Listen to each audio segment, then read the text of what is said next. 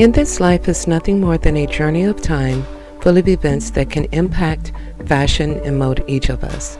That's the testaments of life that we all share, which stitches the fabric of the books of individual lives, and this is their story. In their own words, it's raw, uncut, unfiltered, and in their own truth. This is My Story by Ordinary People. Hello, and thank you for tuning in to tonight's edition of My Story by Ordinary People. I'm your host, Azana Fuqua. Over this past season, we've had several brave guests to come and share with you their riveting raw testimonials. In support of breast cancer awareness, our next guest is a surviving victim of breast cancer. Please welcome Sharon from North Carolina.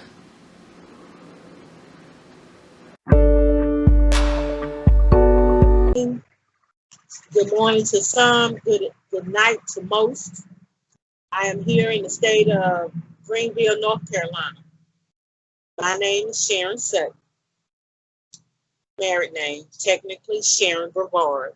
Those of you that may know me, those of you may not. Born and raised in Memphis, Tennessee. Came to the state of North Carolina in '93 and been here ever since. Yeah, I like it. I love it, as a matter of fact.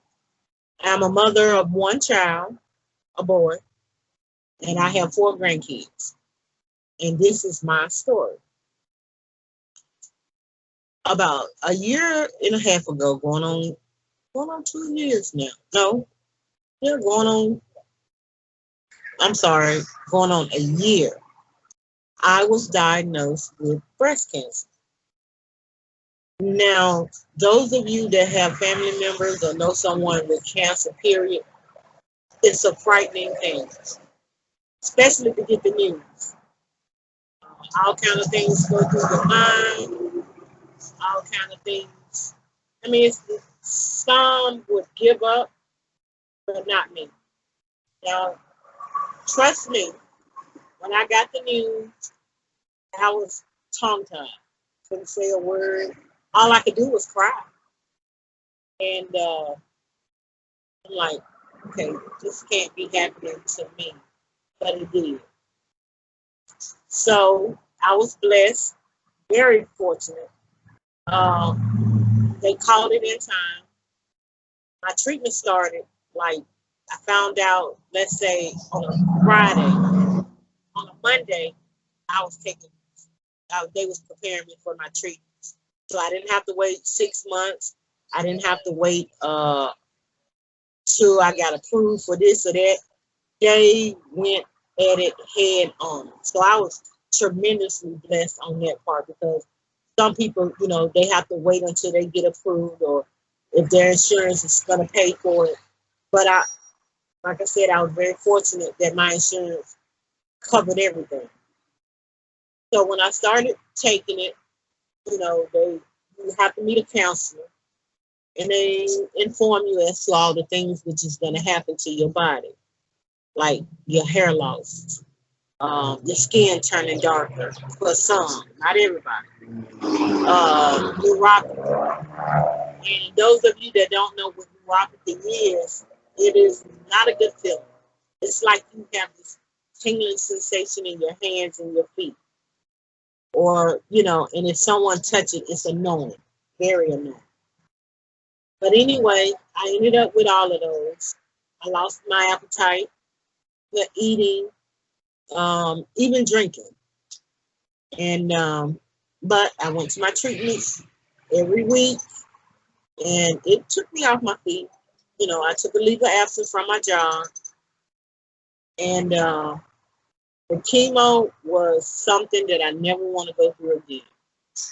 It made you feel like crap. It made your food taste like shit, because I didn't have a taste. Everything was like,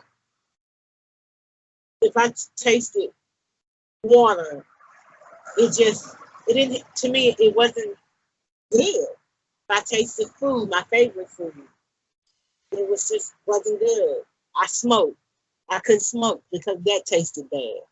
So it just did something to you. Now, me, I took chemo every Friday. So I wouldn't eat. But the day of chemo, I would go do my treatment, and it's only an hour. I would go do my treatment, and right after my treatment, I would go to Burger King because it was close. It's right there by the hospital. You know, one of the restaurants right there, and I would eat that food. I mean, I tore it up. And so, like later on that night, I didn't eat anymore because I couldn't.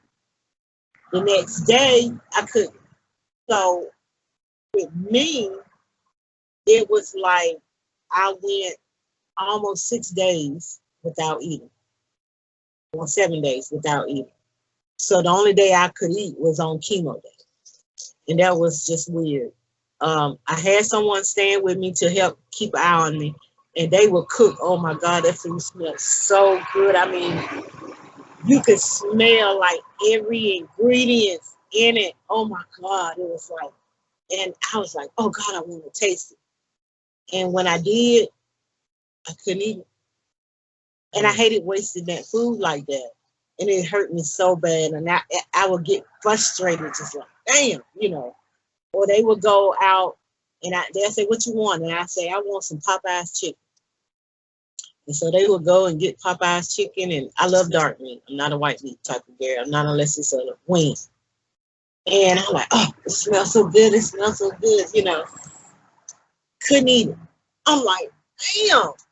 So finally, after about probably almost 6 months on chemo, almost 6 months, almost 7 months on chemo, I finally got off of it. And at one time, I thought I was getting off of it for good because the medicine was so strong that it had lowered my blood count. I mean, lowered my blood count. And so the doctor, she was like, she told the other doctor, she was like, look, she can't go to treatment today because her blood count is so low. And so they asked me, did I want a blood transfusion, which I refused. I'm like, no, I don't do blood transfusion.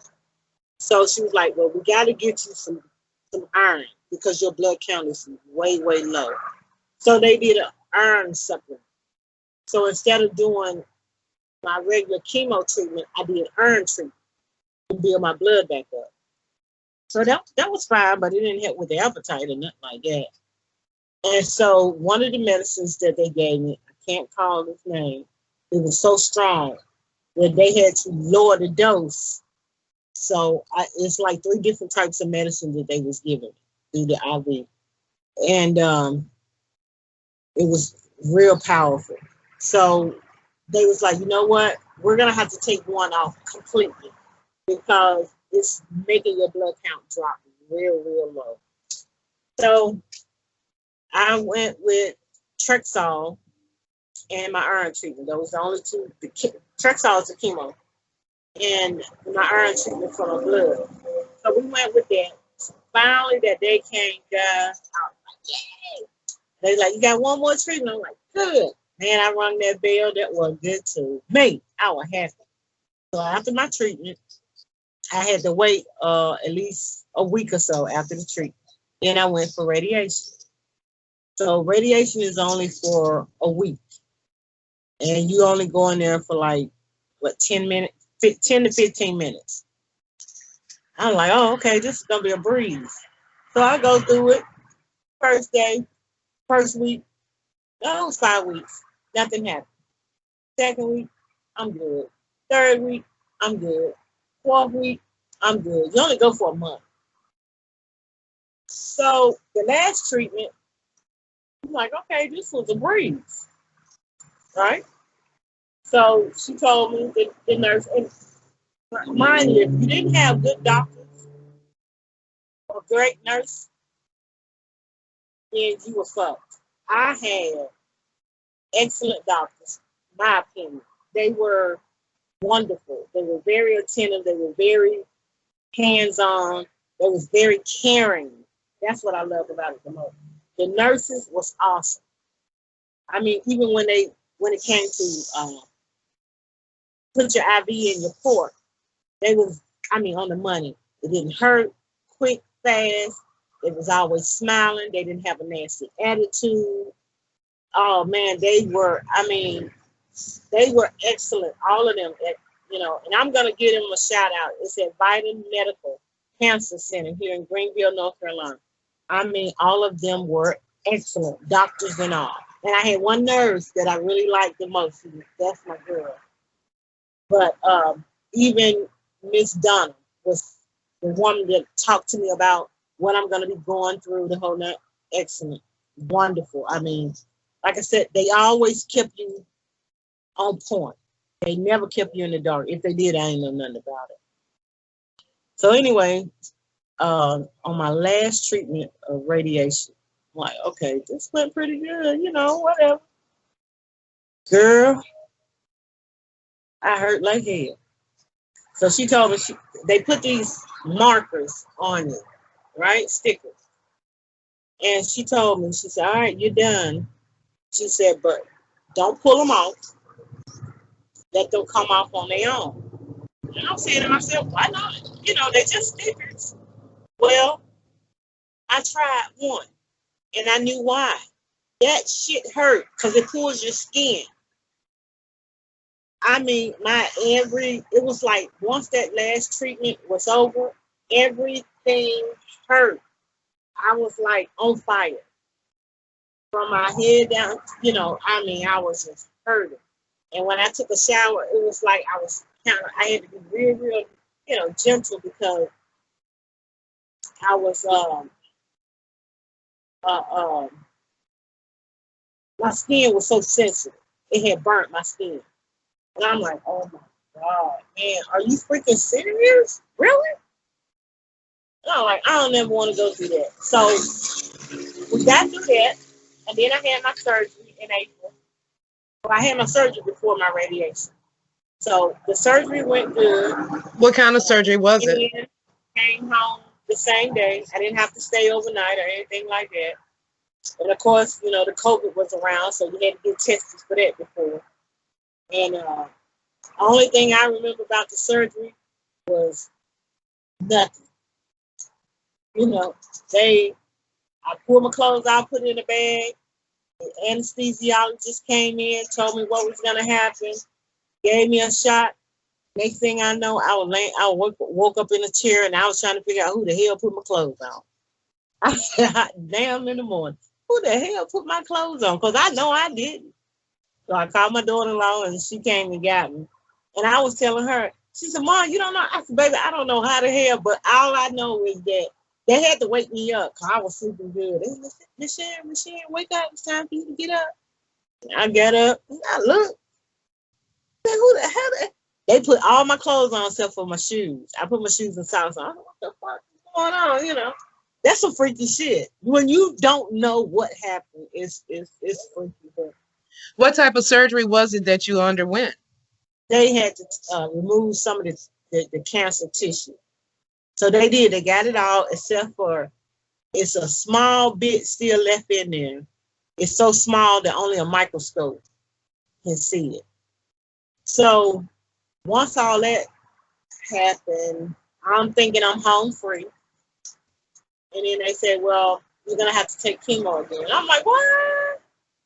It's like, you're going to have to take chemo again. I'm like, no, this shit ain't happening. No. I said, and I cried. I told her, I said, I don't want to go through that no more. And she's like, well, this is the good part is they're going to be pills. And she said, your hair might not come out. The skin might clear up or whatever. I said, okay. So I did. I took the pills for about 3 months. And they this big. The pills were that big. And I took the pills. I had to take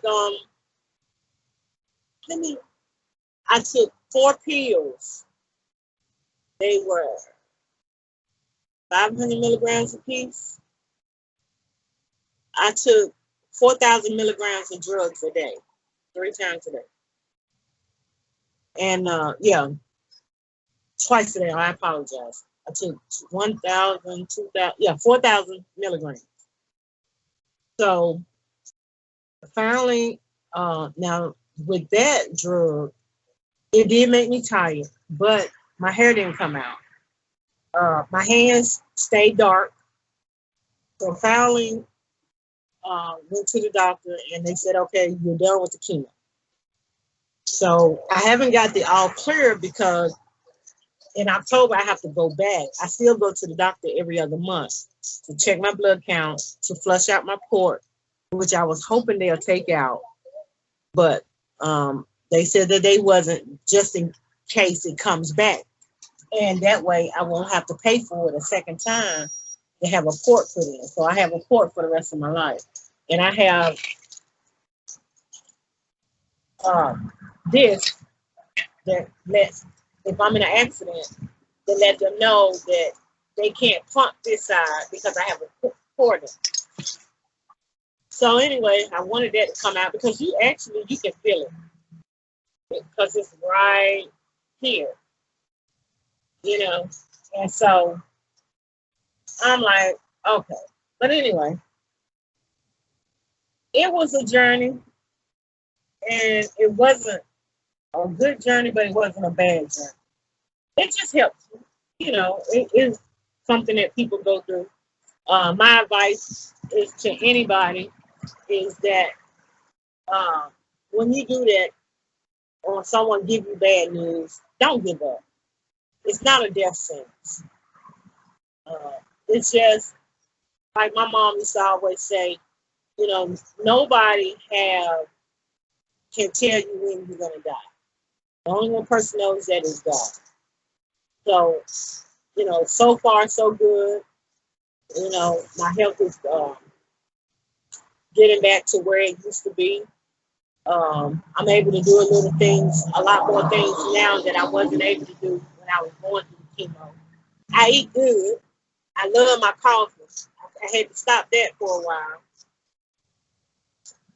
And of course, I do smoke, but you know, it was just one of them incidents where it is that, and a lot of people thinking that, oh, you know, you smoke and you don't have cancer, ain't you scared it's gonna come back? I'm this type of person.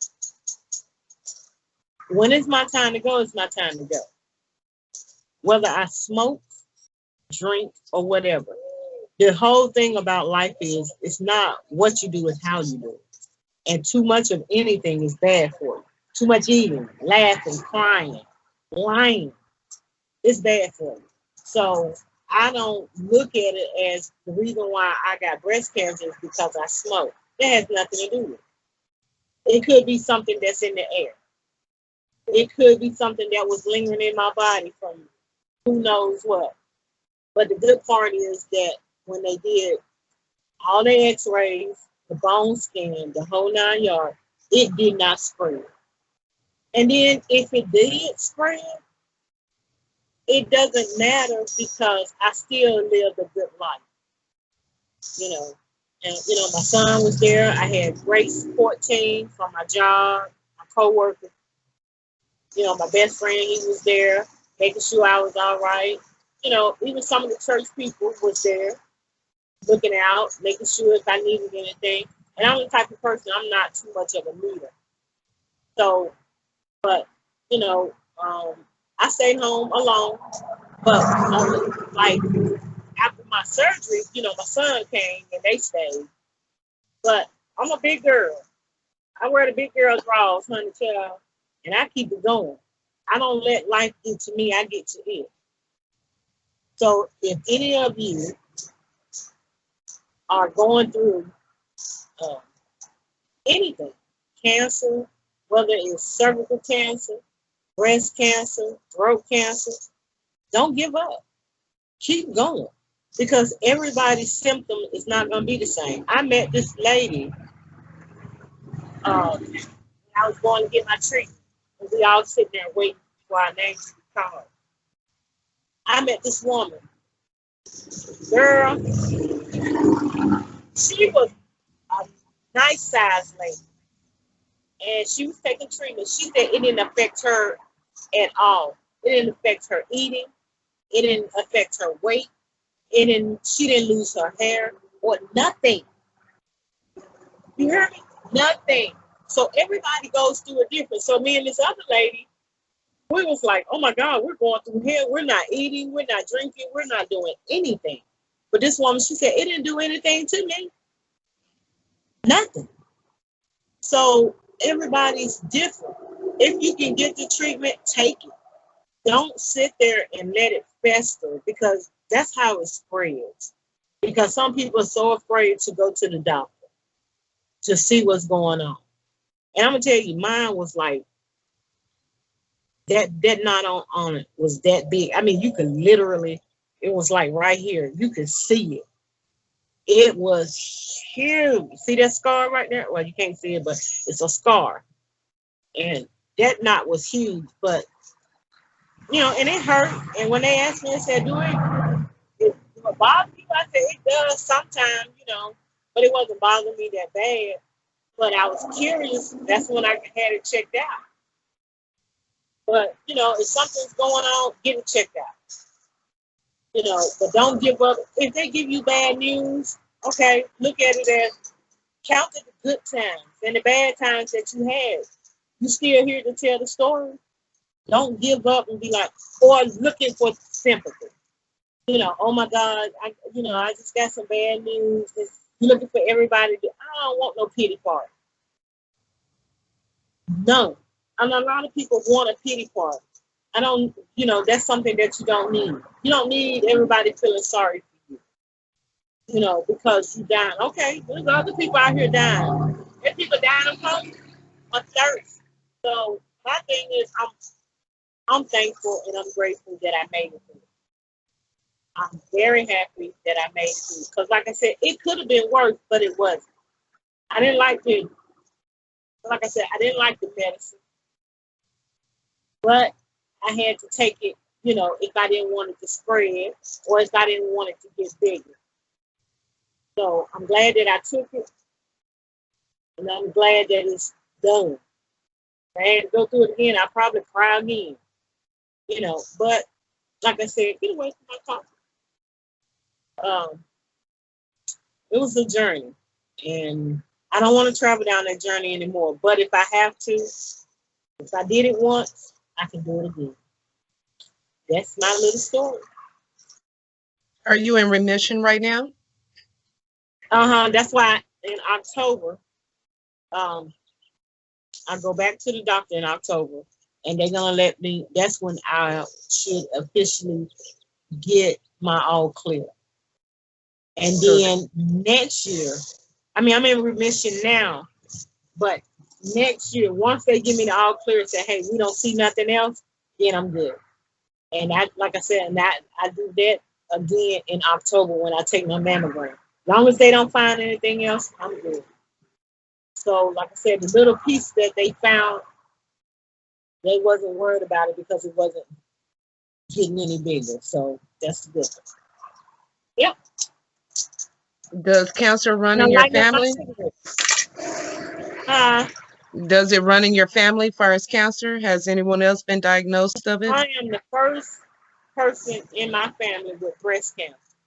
Cancer runs in my family, like cervical cancer, but I'm the only female, to my knowledge, that have had breast cancer. So that means that we can revisit you in October after your visit to the doctor so that we can get an update with you so that we can know that you have been in the all clear. Yep. Well, we're going to say we in the all clear anyway. Yes. I love your attitude. Your attitude has a lot to do with the healing process and the journey of it all. Wouldn't you agree? Yeah, I would. Like I said, you can't. Look, life deals you lemons, as some people would say. Fucking make lemonade. Shit. You know what I'm saying? Enjoy it. We're not, this is my thing. I already know we're not going to be here for forever. And eventually we're all going to die. Either we're going to die of natural causes, but we're going to die. And I'm going to be honest with you, no one, not including myself, we're ready to die. But you might as well go ahead on and get ready because you're going to die one day.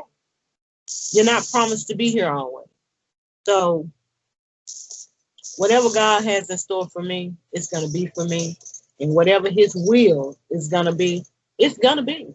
And there's nothing I can do, say, or whatever to change that. So, to be among the living for the past 52 years, that's a blessing because some don't make it that long. And so, only if it's in God's will, I hope to see 52 more years. And if I don't, I can tell you this. I have enjoyed this ride. It's been a ride. Because, honey, I have been through hell and hot water. But like I said, I ain't letting it set me down. I ain't letting it let me go either. All right. Excuse me. I'm going to keep on pushing. And I'm going to keep on doing what it is that I have to do to keep living. You know. So to anyone watching, what is it that you Huh? to anyone watching, what would you like for them to know and to take out of this experience of yours? Don't give up. Keep on moving. But let me tell you something. I even went back. I was so happy that even when I got on my pills, I asked my doctor could I go back to work? And they said yes. Honey, I was happier than a pig in slop. And I worked taking them chemo pills. Like I said, and I was tired. But I pushed through it. So, like I said, and I say it again, don't give up. You can do anything as long as you apply yourself. Don't allow pity to overwhelm you to the point where it is that you give up completely and just sit there. You don't take it, you give it back. So I didn't take it, I gave it back because it wasn't mine to have. So I gave it back to which it came, and it wasn't from God. So with his health and his strength and his love and kindness, I made a way through because he made sure of that. His hands was on me the whole time. Even during them times that I wasn't eating, he still gave me the strength to keep going. So I know people feel like sorry about that. People feel like if they don't eat, they're starving. Yeah. Honey, I went 6 days. I would nibble on this, and I'm talking about when I say I wasn't eating, everything I put in my mouth, I spit out. And I lost a little weight, but you wouldn't have been able to tell. I wasn't like so skinny where you could see my ribs. My face didn't shrink where it is that you could see all the bones, peaches in it. None of that. So yeah, I didn't eat, I didn't drink, but I'm gonna tell you, I know that it wasn't nobody but God. I still made it. I still had the strength to get up. I was, excuse me, I was still able to go and take a bath on my own without help. I was still able to walk. I might couldn't walk from here to the store, but I could walk. You see what I'm saying? So I didn't give up on myself. I didn't let, okay, I'm sick and I can't do this. Shit. I did every damn thing. So it didn't change your quality of life at all? No, and it wasn't going to change it because I wasn't going to allow it. I wasn't going to allow it. I deserve to live just like any man or woman or child. I deserve it. And if it was meant for me to go, then I would have been gone. But we all have a purpose here. And what that purpose is, I'm going to be honest with you, I have no idea what my purpose is. But I'm still here.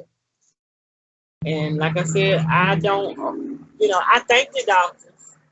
But I thank God most of all because He He led the way. Like I said, it was like no waiting period. So that wasn't man, that was God. That's how fast He moved. So that let me know, as far as I'm concerned, that He got His hands on me, that I'm one of His. Because I could have been in there waiting. I could have been where it is that I didn't have the insurance to pay for all this. But everything happens. There's a reason and a season for everything and everybody. And like I said, He set mine in motion. I say He worked it out. He worked the slam on out. It felt just like that. Yeah. Just like that. It was like my baby is not gonna wait, and I did. Like I said, I hadn't even put in my leave of absence yet. I was ready. Then I went in and put in my leave of absence. My administrator, he talked to me. He said, he had someone that went through it, a family member here, and he knew that it was gonna tire me out. And so I went to human resource and put in my paperwork, gave it took my doctor to fill out the paperwork, and I took a leave of absence out. I used all my time. I didn't miss a pay check or nothing. Like I said, everything for me, it lined it up perfect. I had took out the right insurance. I had took out the right disability. And I'm gonna tell you something else. One thing that I didn't know, I had been with the state and didn't know that by me being with the state, long as I was over my year mark, which I was 2 years or 3 years in, I was already eligible for their disability. Oh, okay. So when I ran out of my time, then my disability kicked in, and they paid me each month for all the time. I mean, they paid me just like I was at work. You know what I'm saying? And it was half of my paycheck, but God saw fit. And even with half of that paycheck, I still paid every bill. Didn't miss a beat. Every bill I still paid. So don't give up. Keep going. And don't think of it. I don't like hearing people say stuff like God is punishing me. God don't do anything to us. He doesn't punish you in that way. To me, He doesn't. Everything is a learning lesson. Some things are a trial. Some things are a test to see how well you're able to deal with. And it's just like obstacles in your way. You either learn how to remove those obstacles, or you're going to continue to hit that wall. You're going to continue. And you can't continue to do that. You'll have to learn to live. A friend of mine told me that I met many, many years ago, told me, said, you know what you need to do? And that was the only thing they said. They said, you need to let go and let God.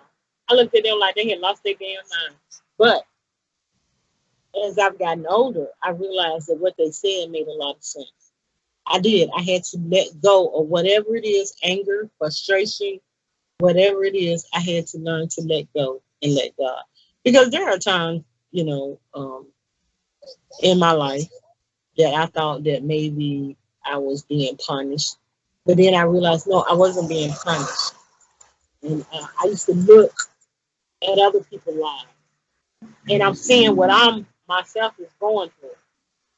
And I'm saying to myself, why am I going through this? Because I'm looking at it like this. I'm a good person. I give. I try to do right. I'm not saying that I dotted every I and crossed every T. But, I'm like, I'm doing this. Why I can't have this and why I can't have it. I learned because it wasn't my time. It wasn't meant for me at that time. And so when it was my time, and when I tell you, like I said, I can only speak for me. I am a living, as that song says, I am a living testimony. Because when I thought that everything was against me, it wasn't. Everything was set in motion for my time now. And when I say he opened doors, he opened them doors. When I say he blessed me, he blessed me. Not, you hear people say tenfold. Well, he blessed me 100-fold. I might not have the money financially that some people have, but I have what he wanted me to have. A lot of things that I didn't have, I have now. I think back and say, I didn't have no car. I got 2 cars. You see what I'm saying? It was a lot of things that I didn't have because I would do for others before I did for myself. So that's, and don't get me wrong, I did question God. I did because I felt like I was being mistreated. I felt like I was just doing wrong, you know. But then when I thought about it and I look back on it, I'm like, no, Sharon, it just wasn't your time. And and when I thank him, I know for the past 52 years, going on 53, if the Lord's willing in August, for the past 52 years of my life, he has not one time left me. So even with the cancer, he was there. And you hear a lot of church people say, when he showed up, honey, he showed out. When it came to Sharon Brevard Sutton, he showed out. You hear me? If you didn't hear the thunder roar, you weren't listening that day because it roared, honey. Because he was there for me. He had me and I was covered all the way. And as of today, I still am. So my advice, the only thing I can say, give it to God, let go and let God. And let him do the work for you. Don't worry. Because he said tomorrow worry about itself because you ain't promised tomorrow. The second or the minute or the hour. So you don't worry about what you're gonna eat. And that was one of the things my mom kept telling me. Don't worry about what you're gonna eat. The birds don't worry about what they're gonna eat. The flowers don't worry about how they're gonna get clothed. He clothes the flowers every day, and the lilies of the valley is what feed the birds because the seeds in it. So those are the things that you should never worry about.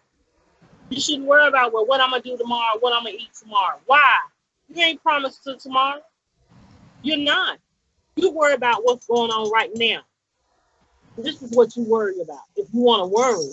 But you don't need to worry at all because it'll work out for his good. So I enjoyed talking to you. That's my story. That's my belief, but it's true. And it happens to me in the year 2018. No, 2019. Well, shit, I can't remember. It's 2021. It happened. It was last year. The end of 2019. Yep, it was 2019. October 2019. So, because I was out of work damn near a year. So, like I said, it's a blessing to be here to say what it is that I have to say. But I'm thankful and grateful that I'm still here to do whatever it is that he wants me to do. What it is, I don't know. I can't tell. But whatever it is he asked me to do, I got to do it. But I'm thankful that I survived. And then think about this, and this is the last thing. Even what I was going through, knowing my immune system was low, coronavirus came in. And if I could knock on wood, I don't see no wood. I guess that ain't wood. But anyway, not one time did I get sick. Not one time did I compromise my immune system. I did everything I was supposed to do. When I went shopping, I had my mask on. I did not surround myself around a bunch of people. I definitely didn't allow a lot of people in my house. And still today, I did not catch the virus at all. With a weak immune system like mine, I still made it through. So, even people that had masks on, or even people that, probably went to the store or talked to their neighbor. And then I was working back. And I wasn't 6 feet from my coworkers because we can't work 6 feet because of the job that I do. And not, like I said, everybody, dang near everybody in there had corona, but I did. So I'm blessed and I'm thankful. Like I said, I did what I was supposed to do. And, with all of this stuff going on, just do what you need to do. It's called survival. Life is all about survival. And you got to. There are three things in life you're going to do. You're going to live, you're going to die, and you're going to forget it all. Y'all have a good night. It's nice talking to you. What a heartfelt, compelling story of encouragement of a woman's journey surviving breast cancer, a disease that can affect many, not only in women but also in men. It is very important to take care of oneself. This has been another edition of My Story by Ordinary People with your host, me, Azana Fuqua. It has been a pleasure this season having all of the guests on to share their story. What a brave way of healing. Thank you, my friends. Until then, please be well.